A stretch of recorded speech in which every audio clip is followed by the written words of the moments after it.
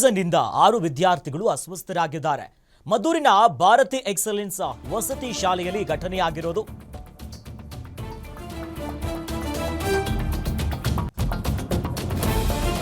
Food poison ಇಂದ 6 ವಿದ್ಯಾರ್ಥಿಗಳು ಈಗ ಅಸ್ವಸ್ಥರಾಗಿದ್ದಾರೆ. ಮದ್ದೂರಿನ ಭಾರತಿ ಎಕ್ಸಲೆನ್ಸ್ ವಸತಿ ಶಾಲೆಯಲ್ಲಿ ಈ ಘಟನೆ ನಡೆದಿದೆ. ಮಕ್ಕಳು ಆಸ್ಪತ್ರೆ ಪಾಲಾಗಿದ್ದಾರೆ. ಮಂಡ್ಯ ಜಿಲ್ಲೆಯ ಮದ್ದೂರು ತಾಲೂಕಿನ ಕೆಎಂ ದೊಡ್ಡಿಯಲ್ಲಿನ ಶಾಲೆಯಲ್ಲಿ ಈ ಘಟನೆ ನಡೆದಿದೆ. ಎಂಎಲ್ಸಿ ಮಧುಜಿ ಮಾದೇಗೌಡರಿಗೆ ಸೇರಿದಂತ ವಸತಿ ಶಾಲೆಯದು.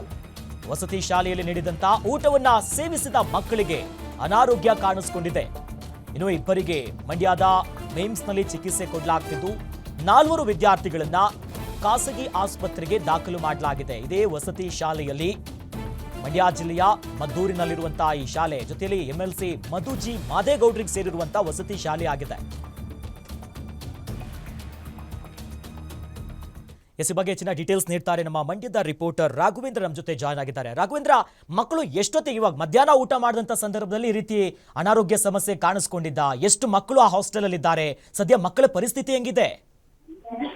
ಎಸ್ ಅಖಿಲೇಶ್, ಮಂಡ್ಯ ಜಿಲ್ಲೆ ಮದ್ದೂರು ತಾಲೂಕಿನ ಕೆಎಂ ದೊಡ್ಡಿಯಲ್ಲಿ ಏನಿವತ್ತು ಬೆಳಗ್ಗೆ ವಸತಿ ಶಾಲೆ ಏನು ಮಧು ಮಾದೇಗೌಡರು ಎಂಎಲ್ಸಿ ಇದ್ದಾರೆ, ಇವರ ಸೇರಿದಂತ ಒಂದು ಎಕ್ಸಲೆಂಟ್ ವಸತಿ ಶಾಲೆಯಲ್ಲಿ ಮಕ್ಕಳು ಇವತ್ತು ಬೆಳಿಗ್ಗೆ ತಿಂಡಿ ತಿಂದ ಬಳಿಕ ಅಸ್ವಸ್ಥರಾಗಿರುವಂತಹ ಘಟನೆ ಬೆಳಕಿಗೆ ಬಂದಿರುವಂತದ್ದು. ಏನು ಸುಮಾರು 20ಕ್ಕೂ ಹೆಚ್ಚು ಮಕ್ಕಳಿಗೆ ಈ ರೀತಿ ಒಂದ್ ರೀತಿ ವಾಂತಿ ಮತ್ತೆ ಭೇದಿ ಆಗಿರುವಂತದ್ದು. ಅದರಲ್ಲಿ ಸದ್ಯಕ್ಕೆ 6 ಮಕ್ಕಳ ಸ್ಥಿತಿ ಸ್ವಲ್ಪ ಗಂಭೀರ ಅಂತ ಕಾರಣಕ್ಕಾಗಿ ಅವರನ್ನ ಈಗ ಮಂಡ್ಯದ ಮತ್ತೆ ಬೇರೆ ಬೇರೆ ಖಾಸಗಿ ಆಸ್ಪತ್ರೆಗಳಲ್ಲಿ ಒಂದು ಸುಮಾರು 6 ಮಕ್ಕಳನ್ನ ಈಗ ಆ ಚಿಕಿತ್ಸೆಗೆ ದಾಖಲಿಸಿರುವಂತದ್ದು. ಸದ್ಯಕ್ಕೆ 6 ಮಕ್ಕಳ ಸ್ಥಿತಿ ಈಗ ಸ್ವಲ್ಪ ಚೇತರಿಕೆ ಮಟ್ಟದಲ್ಲಿ ಕಾಣ್ತಾ ಇದೆ. ಯಾಕೆಂದ್ರೆ ಅವರು ಕೂಡ ತೀವ್ರವಾಗಿ ವಾಂತಿ ಭೇದಿ ಆದ ಹಿನ್ನೆಲೆಯಲ್ಲಿ ಅವರನ್ನ ಕೂಡ ಈಗ ತೀವ್ರ ನಿಗಾ ಘಟಕದಲ್ಲಿ ಇಟ್ಟು ಚಿಕಿತ್ಸೆಯನ್ನ ಕೊಡಿಸಲಾಗ್ತಿರುವಂತದ್ದು. ಉಳಿಕೆ ಮಕ್ಕಳು ಕೂಡ ಈಗಾಗಲೇ ಕೂಡ ಚೇತರಿಸಿಕೊಂಡು ಅವರು ಕೂಡ ಈಗಾಗಲೇ ಶಾಲೆಗೆ ಹೋಗಿದ್ದಾರೆ ಅನ್ನೋ ಮಾಹಿತಿಯನ್ನು ಕೂಡ ವೈದ್ಯರು ಕೊಟ್ಟಿದ್ದಾರೆ. ಜೊತೆಗೆ ಏನೀಗ ಆಸ್ಪತ್ರೆ ಚಿಕಿತ್ಸೆ ಪಡೆದಿರುವಂತಹ ಮಕ್ಕಳು 6 ಮಕ್ಕಳಿದ್ದಾರೆ, ಅವ್ರಿಗೂ ಕೂಡ ಯಾವುದೇ ರೀತಿಯ ಪ್ರಾಣಾಪಾಯ ಇಲ್ಲ ಅಂತ ಹೇಳಿ ಈಗ ವೈದ್ಯರು ಕೂಡ ಸ್ಪಷ್ಟನೆಯನ್ನ ಕೊಟ್ಟಿದ್ದಾರೆ. ಜೊತೆಗೆ ಈ ಒಂದು ಘಟನೆಗೆ ಸಂಬಂಧಪಟ್ಟಂತೆ ಎಂಎಲ್ಸಿ ಮಧು ಮಾದೇಗೌಡರಿಗೆ ಸೇರಿದ ಈ ಒಂದು ಶಾಲೆಯಲ್ಲಿ ಈಗ ಈ ಘಟನೆ ನಡೆದಿದೆ, ಆ ಘಟನೆ ಸಂಬಂಧವಾಗಿ ಸ್ಥಳಕ್ಕೆ ಕೂಡ ಏನು ಜಿಲ್ಲಾಸ್ಪತ್ರೆ ವೈದ್ಯರು ಕೂಡ ಭೇಟಿ ನೀಡಿ ಮಕ್ಕಳ ಪರಿಸ್ಥಿತಿ ಆರೋಗ್ಯ ಪರಿಸ್ಥಿತಿ ಕೂಡ ಈಗ ಪರೀಕ್ಷೆಯನ್ನ ಮಾಡ್ತಿದ್ದಾರೆ. ಯಾರಿಗೂ ಕೂಡ ಅಷ್ಟು ಗಂಭೀರ ಆಗಿಲ್ಲ. ಸದ್ಯಕ್ಕೆ 6 ಮಕ್ಕಳಿಗೆ ಮಾತ್ರ ಈಗ ಚಿಕಿತ್ಸೆಯನ್ನು ಕೊಡಲಾಗ್ತಿರೋ ಮಾಹಿತಿ ಕೂಡ ಲಭ್ಯ ಆಗಿರುವಂತದ್ದು.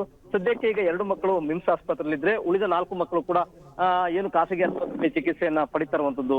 ಅಖಿಲೇಶ್, ಎಸ್, ಧನ್ಯವಾದಗಳು ರಾಘವೇಂದ್ರ ತಮ್ಮೆಲ್ಲ ಮಾಹಿತಿಗೆ.